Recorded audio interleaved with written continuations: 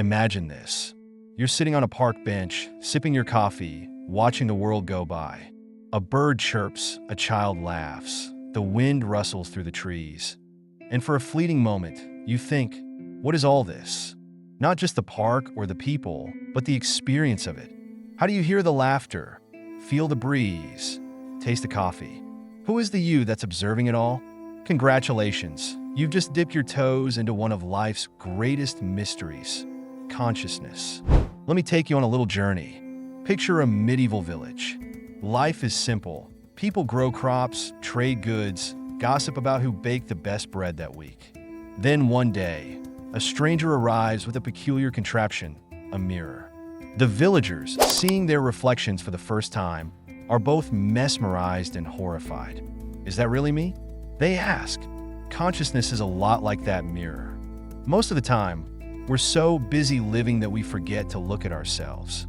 But when we do, we're confronted with questions that can feel both exciting and unsettling. So, what is consciousness really? Here's where it gets fun. Science says it's your brain doing its thing.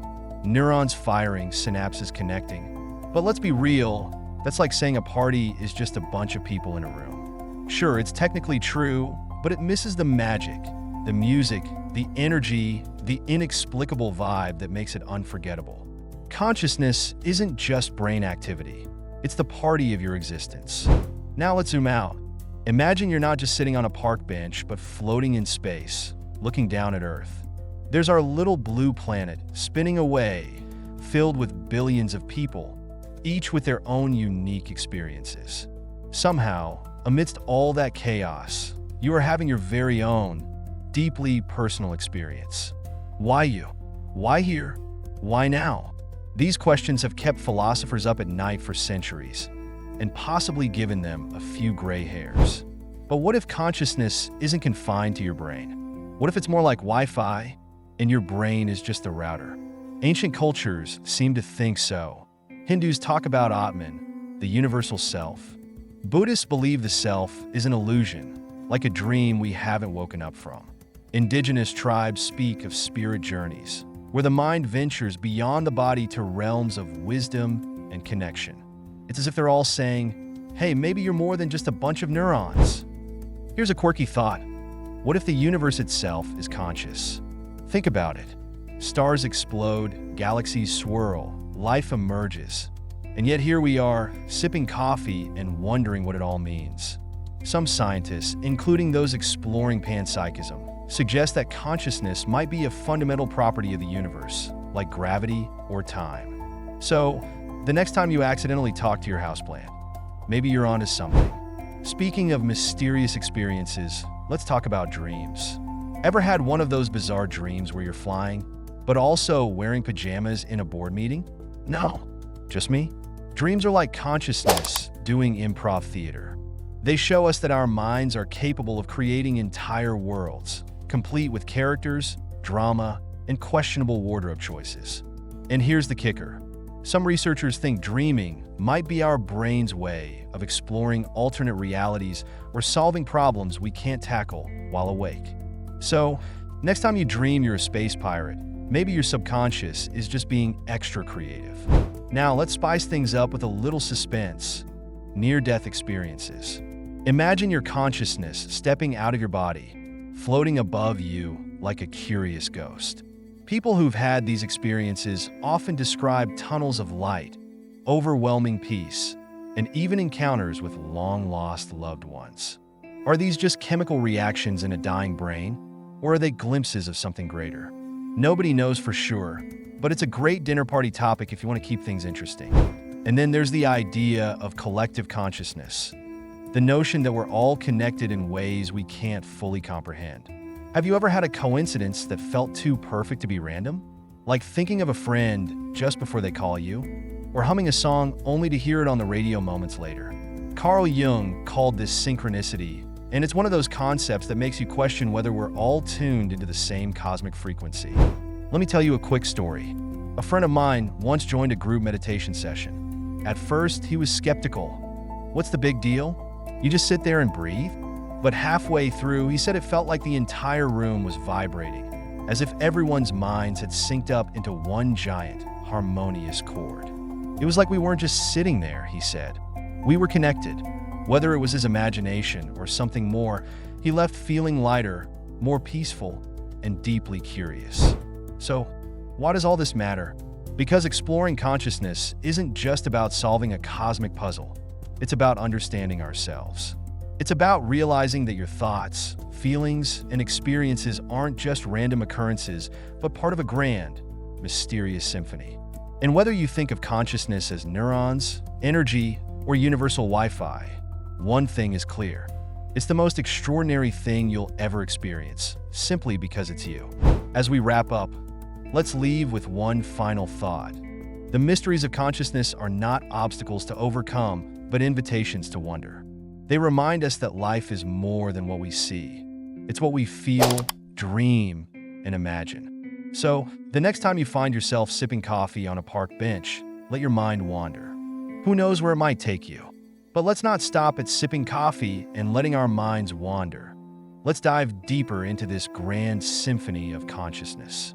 Imagine for a moment that your awareness isn't just your own, but part of something much larger. Picture it like a single thread in an infinite tapestry, each thread vital to the whole. What if your thoughts and experiences ripple outward, affecting not just your immediate surroundings, but the very fabric of reality itself? Wild, right? But this idea isn't just poetic. It's deeply rooted in both ancient wisdom and modern science. Take quantum physics, for example.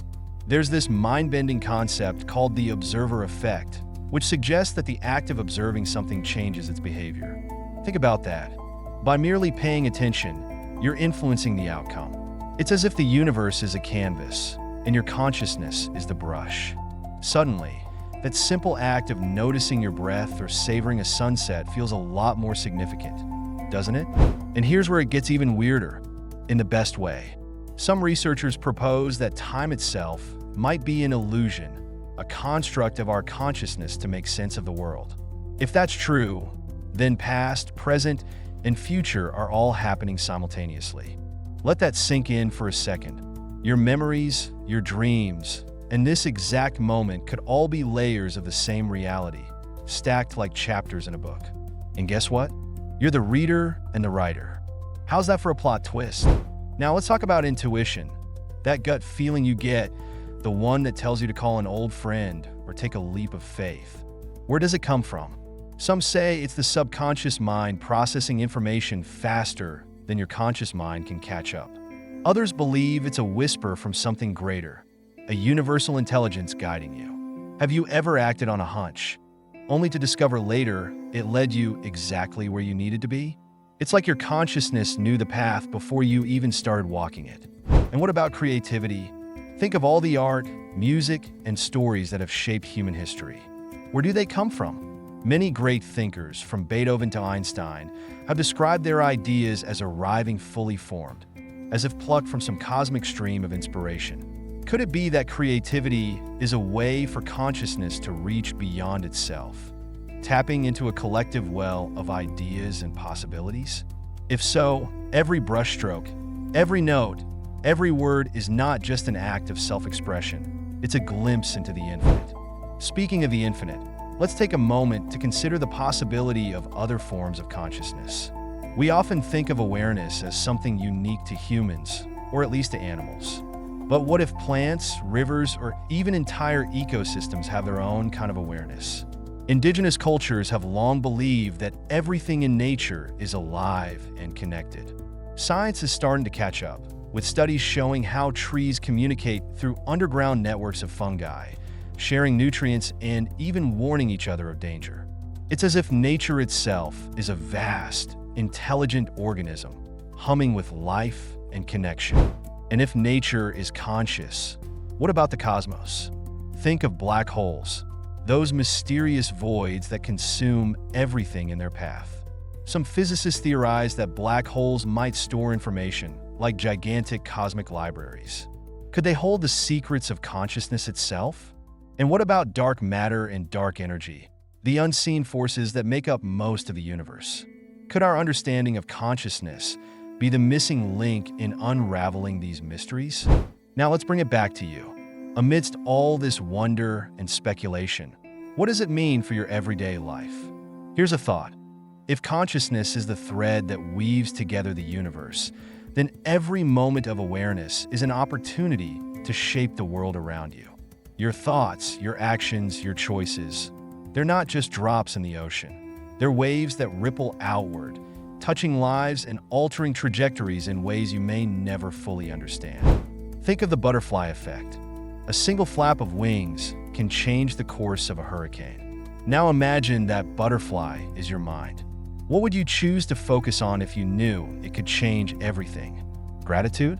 Kindness? Curiosity? The possibilities are endless, and they're all within your grasp.